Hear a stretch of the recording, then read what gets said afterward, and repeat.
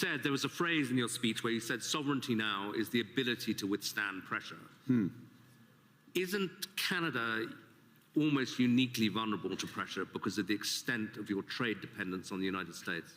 Well, the proof is that we have been able to withstand the pressure, and there has been considerable pressure. I'll give you a couple of facts. We've actually created more jobs since the tariffs were put on than the United States in absolute number. Economy is growing at the second fastest rate within the G7. That's not, there are pockets of extreme pressure without question in Canada. But headline, we're reacting. The second thing, and it's a fundamental point, is the recognition that we can give ourselves far more than any foreign country can take away. There's lots of efficiencies in having one Canadian market, the $1 trillion of domestic investment, and building these partnerships abroad, all of which are bigger returns than what's been lost. That's not to say we would rather not lose it, but we can withstand the pressure, and we are. And I was interested that you said basically the old world's not coming back. So you're not seeing this as a period where you just have to get through and normalcy will return. I think that is our view, and we regret it, but we're not going to sit around and mourn it. We're acting, and we're acting in a way both that's in our interests, but we believe in a way with others that's building imperfectly in steps a new system. I'll give you one example and hand back, which is we are members of trade agreements that comprise already 1.4 billion people around the world. So we have the most extensive network. We are trying with others to bring some of those networks together. The most prominent example is the Trans-Pacific Partnership in the EU, acting as a bridge. It's not a direct benefit for Canada, but it is a benefit for Canada that these groups come together. Ngozi is here, consistent with the WTO rules, both of which are. And in that way, we're building back out amongst willing partners. And you talked about the need not to put the sign in the window anymore, to pretend that things are still the same. Do you think, to put it directly, that the NATO alliance is still doing that, still pretending it's the old transatlantic partnership, when it's really kind of going?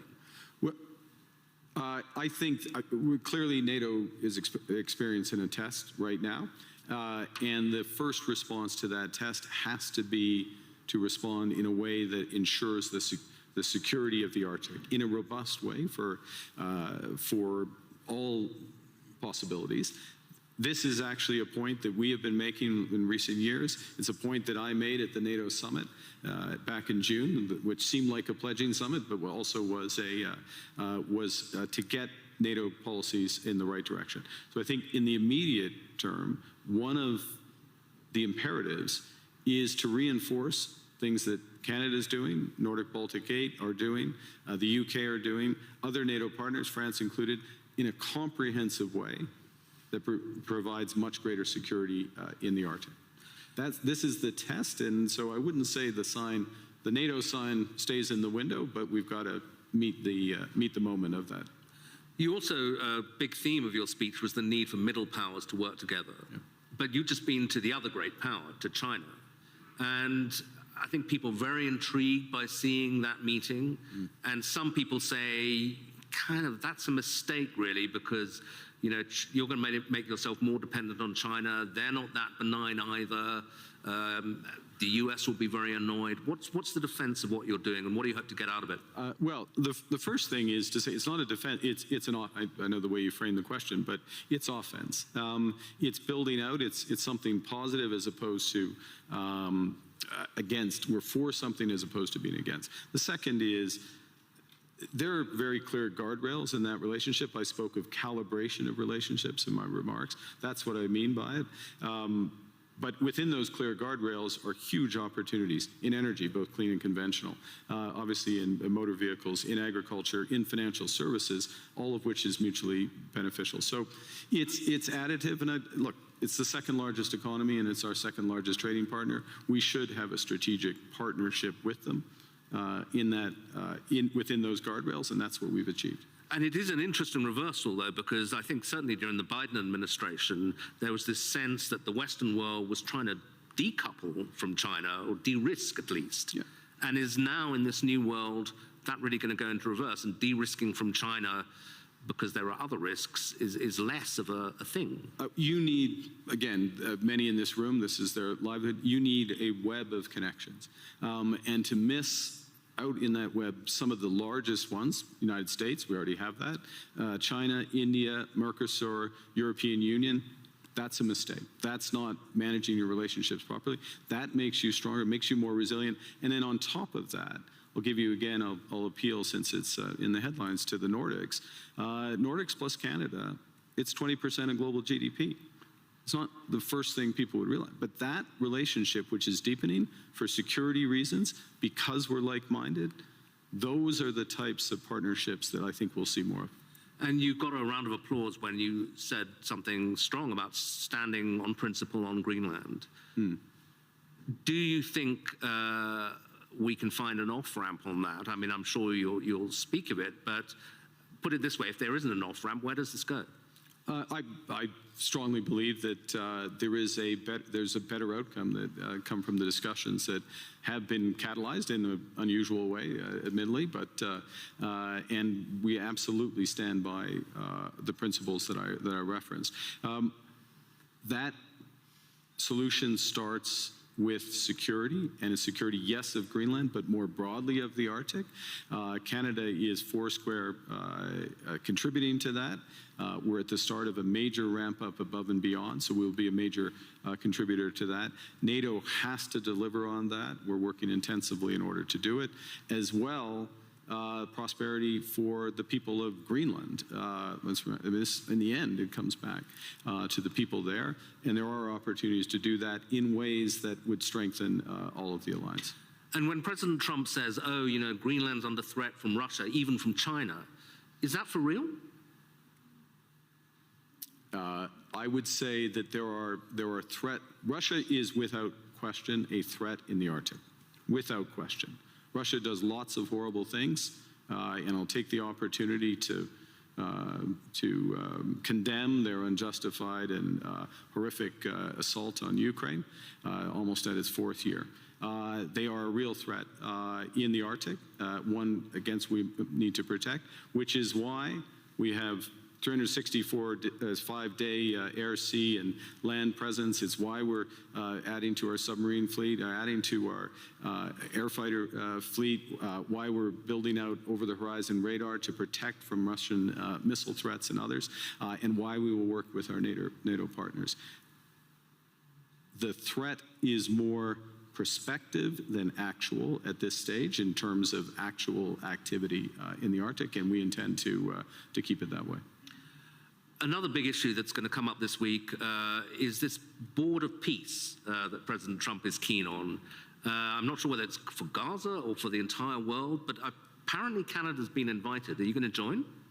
We have been invited, and let me start by, I think we should recognize the progress that has been made in at least getting towards the end of the first phase of this process.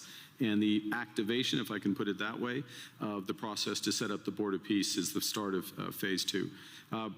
Our view is, and that's to be welcomed, and this is a positive vehicle.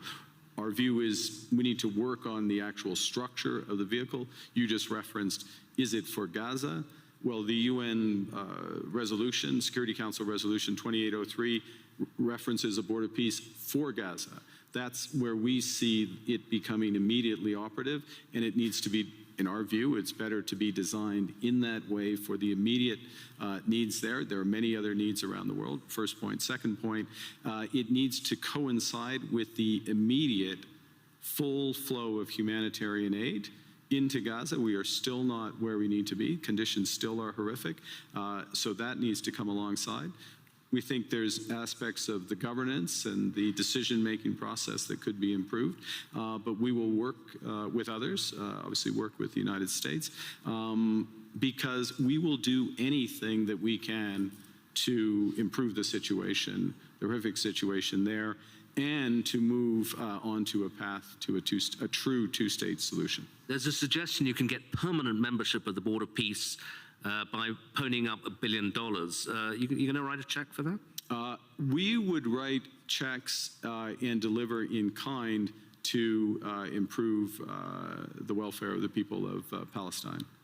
But we want to see it delivered direct to those outcomes promoting peace, and so the mechanics and how it works that way.